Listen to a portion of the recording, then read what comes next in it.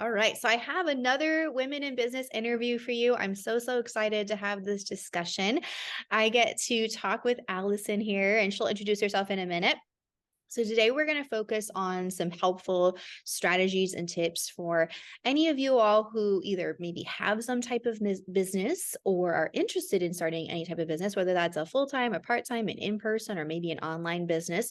Both Allison and I here work a lot in the online business space, but I also have some in-person things. I think Allison, you've done a little bit as well with some in-person things before with like workshops and things. So we're really excited to talk with you today. And she has a really fun challenge coming up. So at the end, we'll share a little bit with you on how you can join in on her challenge coming up soon. So Allison, tell us a little bit just who you are and what you do.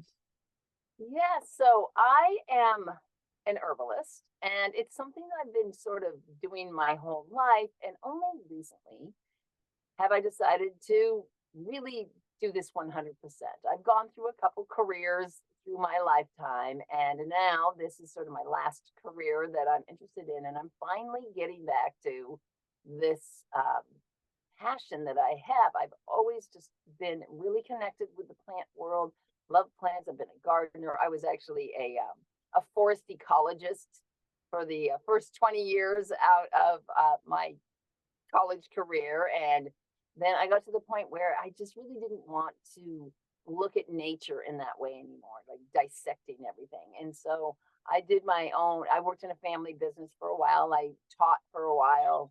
And during that time, I did my herbal practitioner training. And I'm also a flower essence practitioner. And I have a lot of other sort of healing modalities. I've just recently started working with tuning forks, and I also am a Reiki master. So all of these things together bring me to this place where through the years I have really found how there's so much about health and healing that is non-physical. So many of these things about our mental and emotional selves is really what determines our health, and that so much of what we think and feel, those come first. And if that's not in alignment, then we get sick. And that's sort of the place that I'm coming from now. So I decided to go ahead and get more serious about becoming an herbalist. And mostly what I like teaching people how to make their own herbal products, how to gather things, how to process them, and so on. And so that is actually a great type of a business to have, to do an online business. Originally, I thought I want to create courses. Okay. So I got myself I was on mastermind.com, which is a course platform.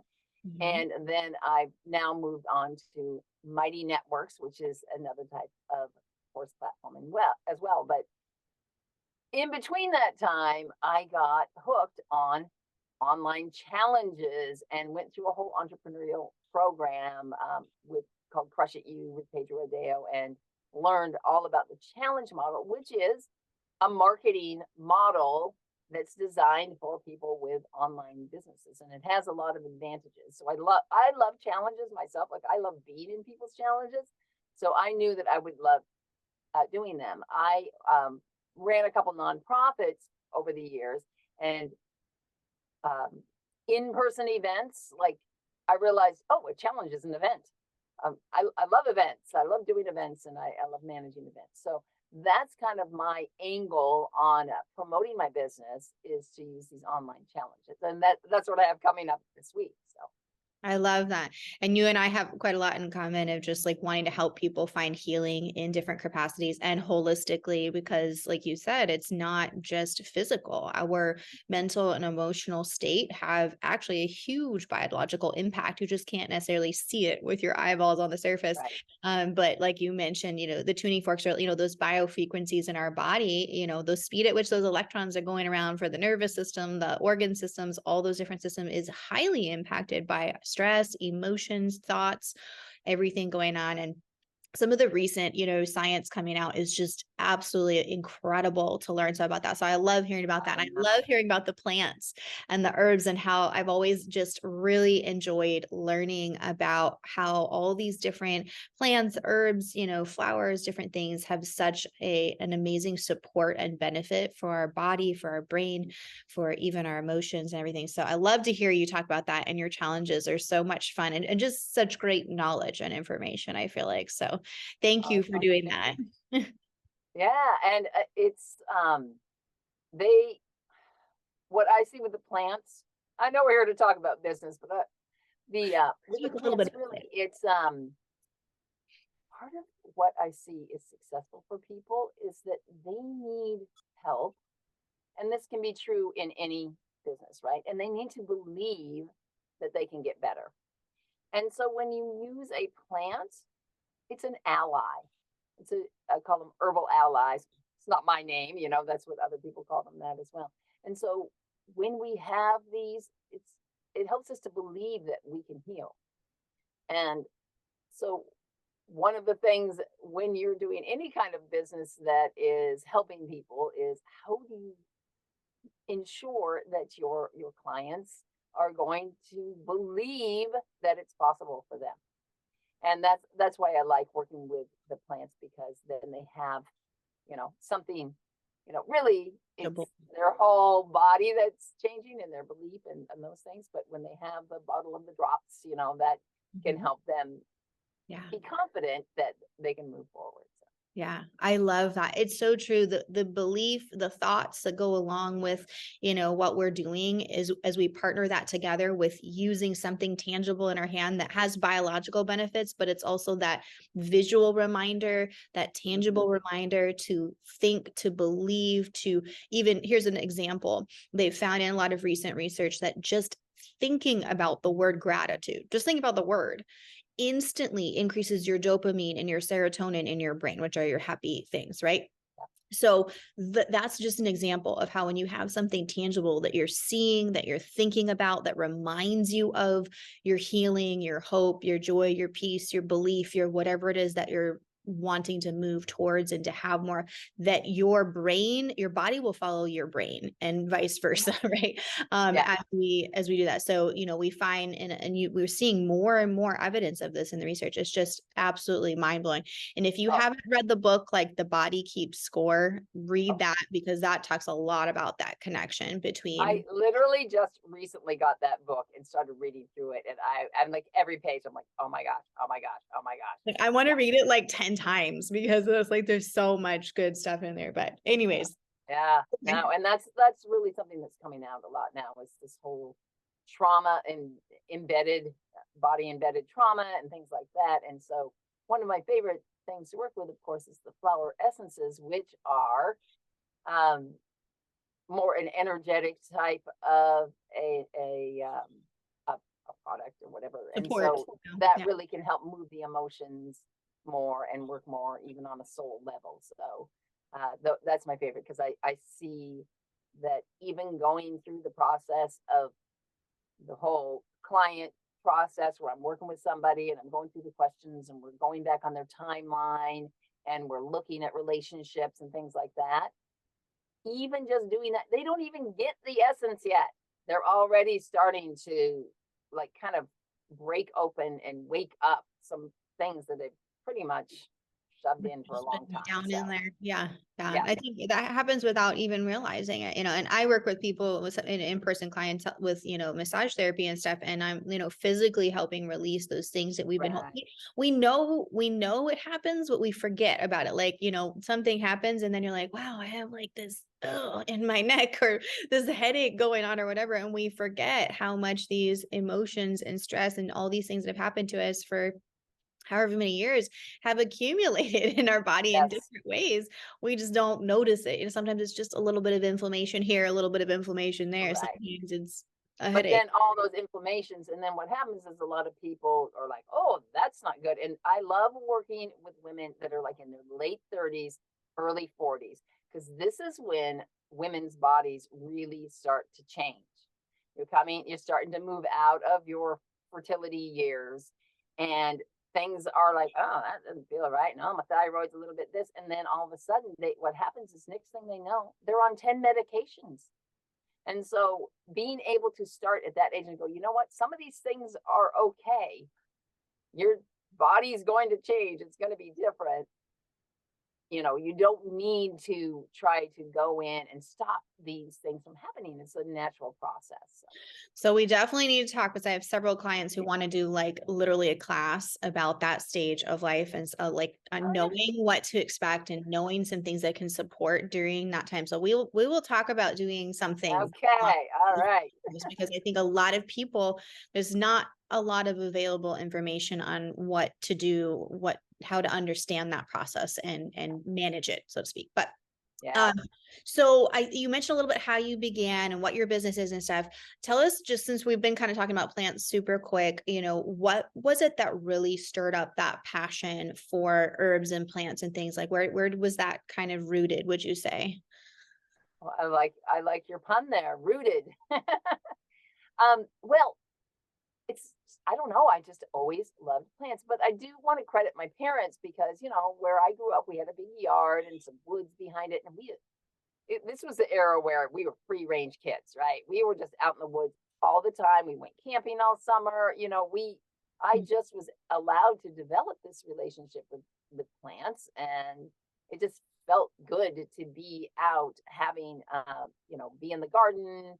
And then eventually, like I said, I got into the science of it all. And then now I've moved back more into maybe the more spiritual piece of it all. So I like having the science background because I can go in and I can get information about the way the plants work. And I also, but then I can connect it to, the more etheric piece of how it works in our bodies and so on. So, yeah, I don't know. I've just always loved plants. I've been a plant person. I worked at a garden center when I was in high school. It's just always been my thing. I love that. I've always appreciated, plants, but I've had this struggle of like, can't keep them alive. I used to never be able to keep anything alive, but slowly I've improved and now I finally am doing much better, but it's a process, I think. Yeah, okay. exactly. So well, and it's an intuitive process too. So your intuition is really important when you're working with plants because they don't speak English. You got to be able to figure it out using your intuition. That's how I operate. So I use my intuition. I go in and I look at the sort of medicinal properties and what might work for a person. Then I'm like, what? Then I just ask, which of these is really the best one for this person? And I just use my intuition to, is it this? Is it this? And I just kind of like feel around, so to speak. And then I choose things for people like that. That's really neat. I love that. Really, that's such a gifting. No, I don't think everyone has that. So that's amazing. Okay, so let's touch on, for people that are either wanting to or are working on starting a business, trying to build momentum with their business. Can you give us your top couple of insights or strategies or things that have really supported you in that journey and process? We know it's a journey.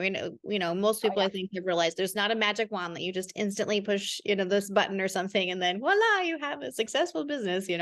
That's not really how it goes. But yeah, would you share just, those things that have really supported you and helped you through that journey? Well, for about 15 years, my husband and I owned a retail music store. Okay, so I did have a business background and an understanding of accounting and accounts payable and these kinds of things. In fact, there's expenses and there's income, and you want more income than expenses and so on. And so a basic understanding, I think, of just how money works, what are the expenses going to be for your business. And you and I were talking earlier, and one of those expenses is your time. And how much time do you have to invest, and to be realistic about how much progress you're going to be able to make based on how much time and money you have to invest, and to be kind to yourself if things aren't necessarily moving along as fast as you think they should, based on what your life is, because you can spend your entire day and your entire night working on your business. There is never not something to do. So just to allow yourself to use those two things and decide what feels good for you. And most people, when they're starting a business, unless you have a fair amount of money to invest for, 2 to 3 years, I would say, you're probably going to have to continue working, or you're going to probably at least have to work part-time to continue to support yourself while you are getting your business off the ground. I was luckily to be able to have that. I was lucky to be able to have that. So I have spent probably the last almost 2 years now just focused in on doing this. And the second thing I'd say is get yourself the training that you need. This is another place where money comes in handy, is to, find a marketing / entrepreneurial program. And I've taken several of them. Some of them I liked better than others. Some I thought were worth it more than others. And I think that's really important, partly because you need a support system of other people who are also entrepreneurs. Especially most of us are what we call the solopreneur, right? So you are 100% sitting in your basement on your computer all day trying to figure this out. And if you don't have a sort of a mastermind type of group that you can bounce ideas off of and share and support each other, because there's going to be good days and there's going to be bad days. And you're going to want to make sure that you have some support when you have a bad day or week or month, and, be able to step back and get your bird's eye view and realize that, it's a couple years of time invested, unless you're like a super social media guru. I'm 60, so like I didn't really go. I'm not a natural on social media, although I have been on social media since, whatever Facebook started, 2009.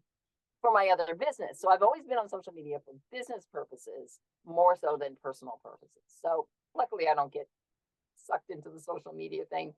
You know how you can go on there to post something for your business, and then next thing you know, you're like, oh dang, that was half an hour ago. Yeah. But that's an important skill to have. That's how we promote ourselves these days.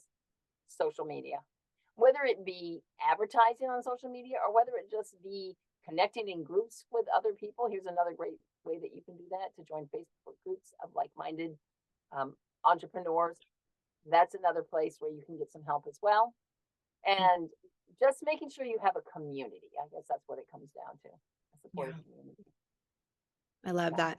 I think community is so important. Community and connection, because, community for people, like-minded people. And a lot of people that I have seen do really, really well, especially with online businesses, are those that have connected with communities of people that are passionate about that area that their business is in. So they've created connections and community with like-minded business people, as well as like-minded customers, if you will, or clientele. Right. So that connection, both directions, I think is really important, both in people that are going to inspire you and lift you up and help be as supportive when you're having crazy time or tough time, and also the right type of clientele too, because I think you mentioned a little bit ago, like not everyone is going to be ready or want what you have to offer, and we have to come to terms with like what we have to offer with our business is not for everyone. There are lots of different kinds of people in the world, and I think that can be quite an adventure of its own, trying to find those people that align with what you have to offer and are going to be your ideal clientele, if you will. And then everything that you're kind of creating is pretty much structured to speak to those people, because that those are the type of clientele that are probably going to resonate.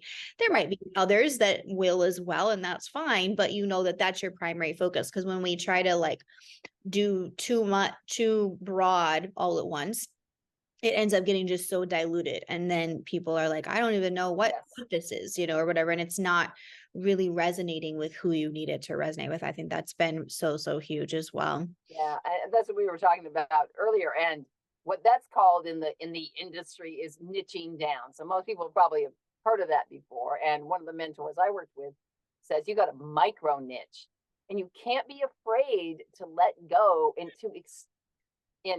not in a mean way, but exclude the people and really hone in specifically on one type of customer. There's what, 4 billion people online every day. And so it's not like there's a shortage of potential customers for you, but you need to speak their language. You need to understand what's going on in their heads and hearts and what they want and where they're coming from. So most people that are in some sort of either coaching or helping type of a profession, they know what those people have gone through because you've gone through it yourself. Mm-hmm. And you know how to speak to the pain that that someone is suffering with right now and how they are looking for a solution. Like what are they looking for? So there's a whole, we could talk for an hour about niching down. I know, But right? Really, at the end of the day, not it's, to be afraid to do that, right? Just right, right. make sure it's okay to not try to serve everyone, because then you don't serve anyone very well. Yep, yep. And I think, yeah, once you really hone in on that, it's you're either focusing in on what problem are you solving for people with your product or your services, or what area are you really just serving them in their, journey, whether that's business or life or health or whatever that capacity is. And then once you figure that out, it's so bizarre how like all of a sudden you're like, oh, ding, ding, ding, I get it now. How, because if you have that deeper level of connection with your clientele, that's what is the difference between them choosing you for their whatever it is and them going and finding something on Amazon or some other, whatever is out there that's available. Because the reality is there's lots of options, right? But when you have that connection. So your unique option, like, do Mhm. not, and that was one of the other things I was going to say, don't be afraid to be 100% authentically, weirdly you, because you are going to attract the people that like your style. It's all about your style, because again, there's thousands of people to choose from. Lots of people have the same problem, but why are they going to want to work with you? It's because you are showing up authentically. And unfortunately, social media makes us feel like we got to be something different than we really are. And so just let yourself be weird. Everyone's weird. And just let your truth shine through, let your light shine through. And then that sort of beacon, think of like the lighthouse that's attracting the people that you that are the right people for you. Yeah, I love that. Love that. And I love how you talked about, being intentional with your time too, because, I heard so many people when I first started working in this sort of field, like set your work hours. And I was like, how do you do that when there's so many things to get done? But really, for your family and for your own sanity, you've got to have those structured times. It can be whatever works for your schedule. For me, a lot of times my quiet time is after my kids go to bed and I work and I can focus and I can get things done. So, but for some people, it's they have these certain hours, X so many days a week, that they go to a coffee shop or a library or whatever, and they sit down with their computer and they work on things, or whatever it is. Make those structured times to work on things. And also within those times, write down, these are the, top priority tasks that I need to get done during this time too. Because if you just sit down and you're like, well, there's, I don't know, 100,000 things that need to be done, like you're probably going to get just overwhelmed and then distracted and end up scrolling social media or something. Because but if you have a prioritized, if you don't like lists, you can do it however you want to do it. But, Well, one strategy for that is actually to pick what is the most important thing that I need to get done for my business this week. And a lot of times that goal, that Monday to Friday goal, if that's what you're choosing for your work week, has a lot of small tasks underneath it. So let's just say, well, I need to write the chapter of my book or whatever it might be, or I need to make that long form YouTube video. So what are the things I need to do to get that done? I need to write the script for it. I need to make sure that I have the setup and the props and the things that I'm going to use. For me, I'm usually demonstrating something with plants, right? And so all of those things. But then by Friday, I want it to be done, and then I'm going to, whatever. So if you pick that one thing that's your priority for the week, and which reminds me of this cool thing, I just came across this the other day, and we're talking about time, but the word that this person, I was watching a thing with Brenda Burchard and Dean Graziosi, and they use the term content rhythm. And I just loved that term. I'm like, oh, that feels so much better than the content I have to post, the things I have to do. Like, what is my rhythm? So what is the rhythm for you? Like, what is the amount of that includes your time and your style and your platform, because you can't be on every single stinking platform unless you have a team to do it for you. You know, where are you going to focus and what's your rhythm? What feels comfortable for you? Because if you are stressed about it, then that's not the point of having your own business, right? The point of having your own business is to be able to have the freedom to make the choices that you want. So make sure you're making those choices and you're not feeling like you have to do it a certain way just because somebody else is, you know, your comparison trap. So anyway, I love that term, content rhythm. And when I heard that, it made my body feel relaxed, truthfully. Like I was like, Yeah. oh yeah, I like that. Flow. Yeah. I love that analogy of flow. A One lot of post those. per week. There you Yeah. go. Yeah, I love that. That is so good. And you really, think about how that fits into your life. If you have kids, if you have whatever else you have going on, find what works for you. Is it just 2 days a week that you're working on certain things for your marketing or social media? Is it 3 days? However that looks like for you, and allowing yourself some flexibility. You need time off. You need a day off, a couple of days off, whatever that is. Everyone looks a little bit different.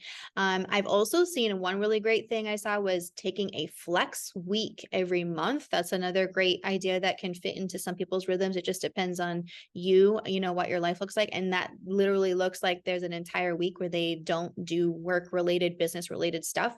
Their clients know that, their people know that. They have that entire week that's like family time, other things, for their life. And that can be huge for some people, and some Yeah. personalities like really need that time to just recharge. So, you find that rhythm for yourself. I love all those analogies that have to do with like flow and like water. I love those analogies because it's so true and authentic. And like you said, it creates that freedom and that just peace, right? Because it's just like the ocean, the tides come in and the tides go out, and the waves come in.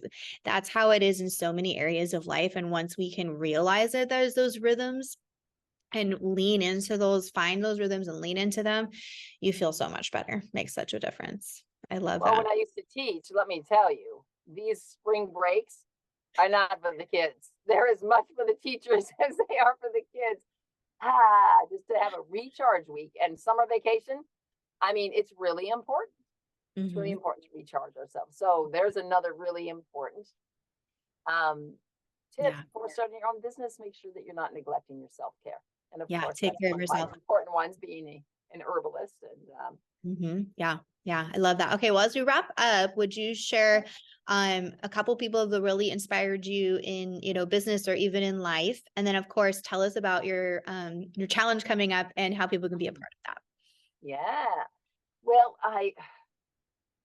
I'm very inspired by the herbalists that, especially probably the herbalist that everyone mentions. If you know a little bit about herbalism, you've probably heard of Rosemary Gladstar, and she is just the most beautiful soul who has been so committed to um, bringing herbalism back into and herbal medicine back into the popular arena, because there were a number of years, probably about 50 years, where basically there was no option unless you were sort of underground, or maybe if you were lucky to live in a place like Appalachia, where people were still using herbal medicine sort of because they lived off the land and because they were using the plants all around them and they still had that knowledge. So I just so appreciate her. And the other person would probably say would be Louise Hay, because she didn't even start her business until she was in her 50s, the Hay House Publishing.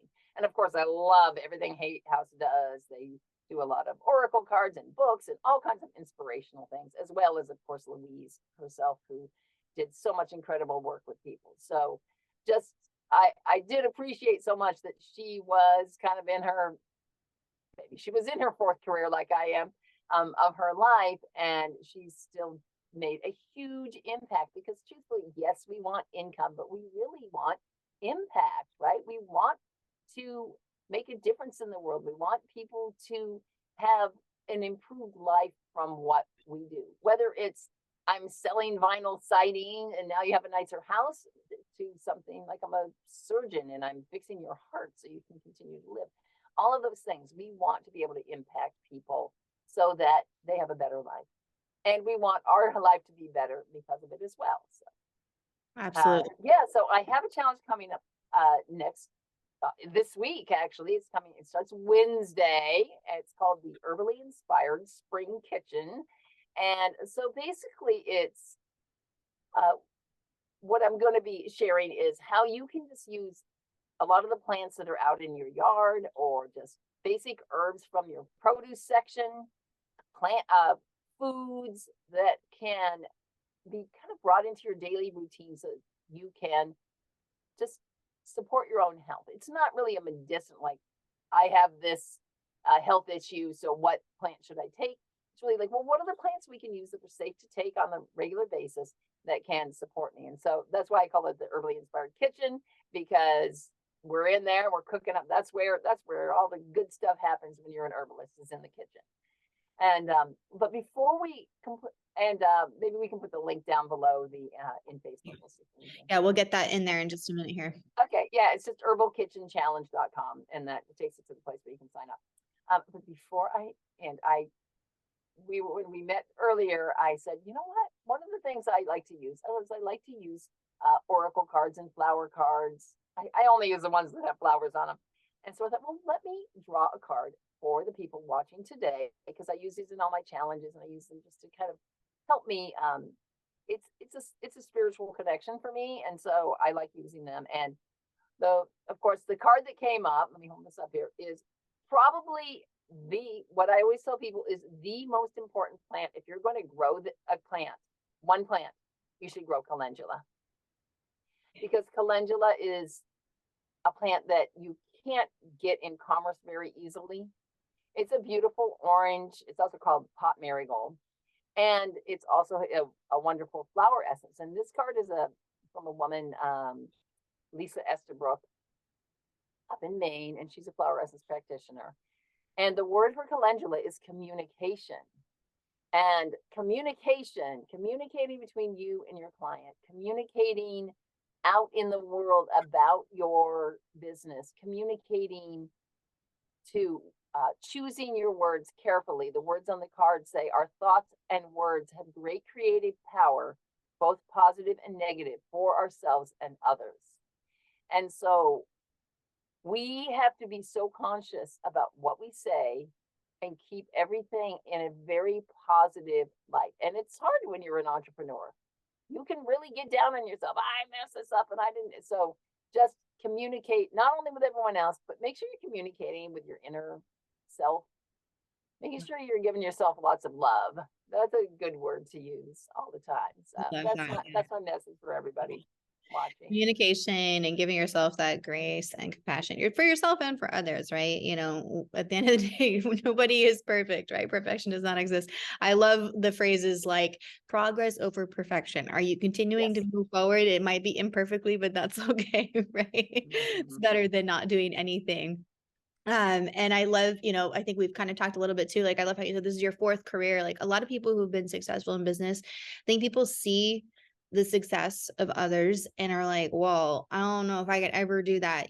But you don't, what you don't see. And that's why we wanted to have some of these conversations. This is why I wanted to do this series too. So you can see a little bit behind the scenes, like everybody who's had a successful business. I mean, even the big names out there, the Bill Gates, and you don't know how many times they had bankruptcy before you see what you see now. The people who own all these big, things, you would just be shocked to hear people's stories, how many millions of dollars they have lost in the process of building what they have built, how many times they had businesses that closed down and they restarted something different, or they pivoted and shifted from a completely different career into something what they're doing now, or, how many years it took them to get what they're doing now to the success, the level that it is now. And so I just want to encourage you guys, out there, if you are afraid to start or you're trying to start and it's kind of hard, that's normal. And, even just, I love the story of like Thomas Edison, how many Oh, yeah. times it took him before he even created light bulb, over 2,000 attempts that were like failed attempts. Someone asked him, well, what did it feel like to fail that many times? He's like, oh, I didn't fail. I just learned 2,000 ways that didn't work. And the difference between, the average person and people that are actually really successful is that they have learned how to see things a different way, and making a mistake or failing or whatever you want to call it is more of a learning experience. And it's a Yeah. stepping stone to keep moving forward, maybe in a little bit of a different way. That didn't work. Let's try something else. Or, we have just different seasons in our life, like you said, years ago, if I would have tried to do this business, I wouldn't have been mentally and emotionally in the place that I needed to be able to do some of the things that I need to do. Like we aren't the same person we were 10 years ago, 20 years ago, or whatever. We have to grow as a person as well. And part of that process is just learning and growing through our business, but also, in just different seasons of life too. Oh, yeah. Well, entrepreneurship, this is one of my mentors. Entrepreneurship is a personal growth program with some benefits where you sell some stuff, right? It's a Mhm. personal growth program. There's Yeah. no two ways about it. And if you do not have the stamina, you have to have the stamina. I love what you were saying, because you only fail if you stop. So how much stamina do you have to keep going? You've got to have it. You've got to have it if you want to be an entrepreneur, if you want to have your own business. And the thing is that someone who's an entrepreneur has just a passion for something that they've been given this gift or this message or something that they feel really strongly about, that's so important for them to bring into the world, that is what helps them keep going. And there's no shortage of things to fail at, right? There's plenty of things where you're going to be like, oh, that didn't work, and you got to keep going. And then you shift and you learn and you grow and Yeah. yeah, I love that. Well, thank you, Alison, so much. Let me make sure I Oh, have this link thank you so correct. much for having me. This has been such an awesome conversation. Yes, I really enjoyed it. I love talking with you and collaborating with you. So I think there might be some more things in the future I think that we'll be. so. Let me make sure this link is correct for the challenge. Did you say herballyinspiredkitchen.com? Is that right? No, Or it's okay. just herbalkitchenchallenge.com. Okay. Thank you. Wanted to make sure I have that right. herbalkitchenchallenge.com. Okay.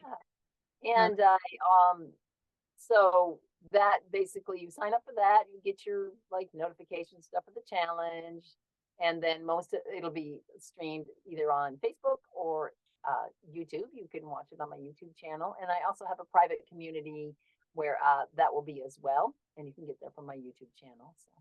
Yay. Okay. All right. Well, thank you guys. Appreciate it. And I'll see you on the next time. I'll probably have another interview coming up in a couple weeks. And I look forward to this herbal kitchen challenge. I love herbs. They're some of my favorite I things. always like to come to my challenges. It's awesome. I appreciate it.